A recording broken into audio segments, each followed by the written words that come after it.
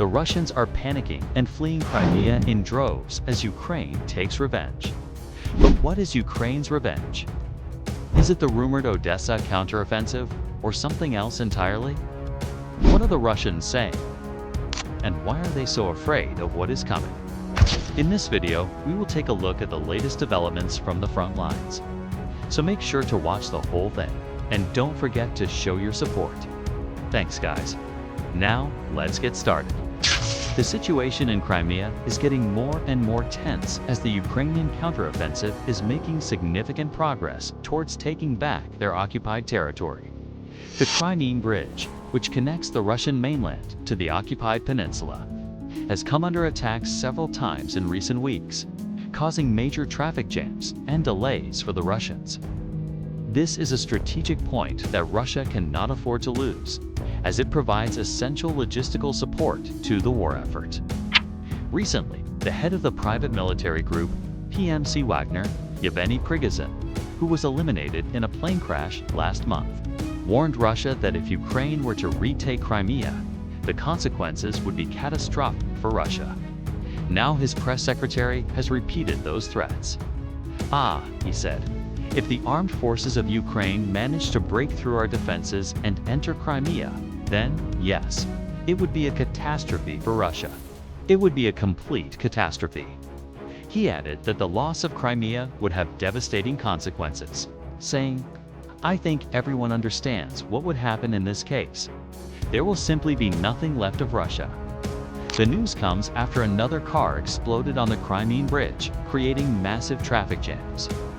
While Russia initially claimed that the incident involved a fuel truck, later reports revealed that a civilian car was actually responsible for the explosion. But the head of the private military group, PMC Wagner, Yevgeny Prigozhin, had previously warned Russia that if Ukraine were to retake Crimea, the consequences would be catastrophic for Russia. Now, his press secretary has repeated those threats, saying, if the armed forces of Ukraine manage to break through our defenses and enter Crimea, then yes, it would be a catastrophe for Russia. It would be a complete catastrophe. He added that the loss of Crimea would have devastating consequences, saying, I think everyone understands what would happen in this case. There will simply be nothing left of Russia. Meanwhile, thousands of Russians are trying to leave Crimea as fast as they can. There has been a huge increase in searches for ferries to the Russian mainland, as people try to escape the Ukrainian counteroffensive. Since July, the number of queries regarding ferry routes from occupied Crimea to Russia has increased by 700% compared to June. The main reason for this is fear.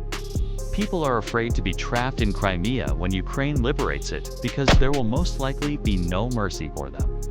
Ukrainian intelligence has reported that Russia is relocating its TS-400 air defense systems from the front line in eastern Ukraine to Crimea. The relocation is likely due to Russia's anticipation of an upcoming Ukrainian counteroffensive in the south. The S-400 air defense systems were previously deployed along the front lines in the east, but have now been moved to Crimea, suggesting a strategic realignment to protect against potential attacks on the peninsula. There are also unconfirmed reports that the Russians are building fortifications in the form of 3 lines of defense in the Kherson region. These lines are located at distances of 20, 30, and 40 kilometers from the front. Interestingly, the Russians seem to be expecting the main attack to be launched in the north, near the city of Bratykivka, rather than the widely anticipated Zaporozhye axis. Now, you might be wondering what Ukraine's response to these events is. Well, recently, the head of the Defense Intelligence of Ukraine, Kirill Budanov, commented on the possibility of Ukraine returning to the internationally recognized borders of 1991, before the dissolution of the Soviet Union. When asked about the likelihood of such an event, Budanov gave a straightforward answer, stating, it's real. He emphasized that while some may view this as unrealistic, he considers it achievable. Notably, Budanov expressed his belief that Ukraine will not remain within the borders established in 1991, indicating that any post-war territorial adjustments will likely go beyond simply restoring those borders. Budanov further elaborated on this by saying, Ukraine has proven its strength and capabilities. We have demonstrated that we are capable of liberating our territories. If we have the necessary resources, equipment, weapons, ammunition, etc., we can do even more. His statement reflects Ukraine's determination to reclaim all of its lost territory, including areas beyond the internationally recognized borders of 1991. Budanov's confidence in Ukraine's abilities is evident as he asserts that Ukraine can liberate even more territory if it had the necessary support. It seems like Ukraine is preparing to strike the Russian military bases in Crimea. An anonymous source from the General Staff of Ukraine's armed forces revealed that Ukraine is readying strikes on Russian military targets in Crimea and has designated over 50 air defense systems across the peninsula.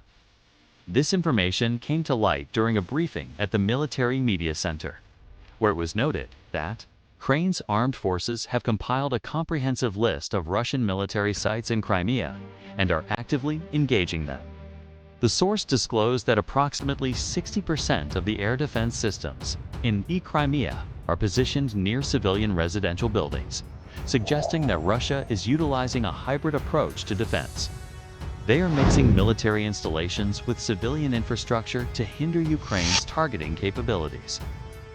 To enhance Ukraine's targeting accuracy and reduce the risk of civilian casualties, it has been reported that Ukraine has requested additional high-precision missiles from its allies. Currently, Ukraine primarily uses Soviet-era unguided multiple rocket launchers to target military installations in Crimea. However, these weapons lack precision and often result in unexploded munitions, posing a danger to civilians. On average, only 1 out of every 5 rockets fired hits the intended target. To address this issue, Ukraine has sought assistance from NATO and other partners to obtain more precise guided missiles.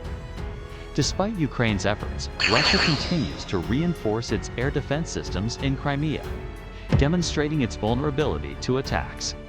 Russia has deployed numerous advanced air defense systems in Crimea, including the S-300, S-400, and Pantsir systems.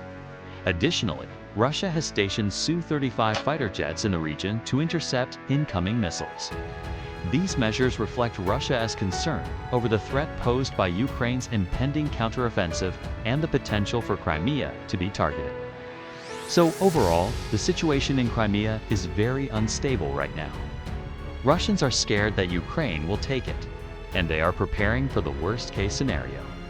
Some believe that if Ukraine takes Crimea, it will mean the end of Russia. Now that's probably an exaggeration, but it shows how much the situation has changed in the past year. It is important to note that the thoughts and opinions expressed in this video belong solely to me and do not represent those of my employer. Similarly, the views expressed in this video are my own and should not be attributed to my employer. Please avoid sharing my content with mainstream media outlets. Thank you for understanding. Now, let's move on to the next part of the video. Hello everybody, I hope you enjoyed the video. If you did, please show your support. It will really help us grow. Also, feel free to join my community where I share my other content and videos that I am not able to share here. Thanks for watching, and I'll see you in the next one.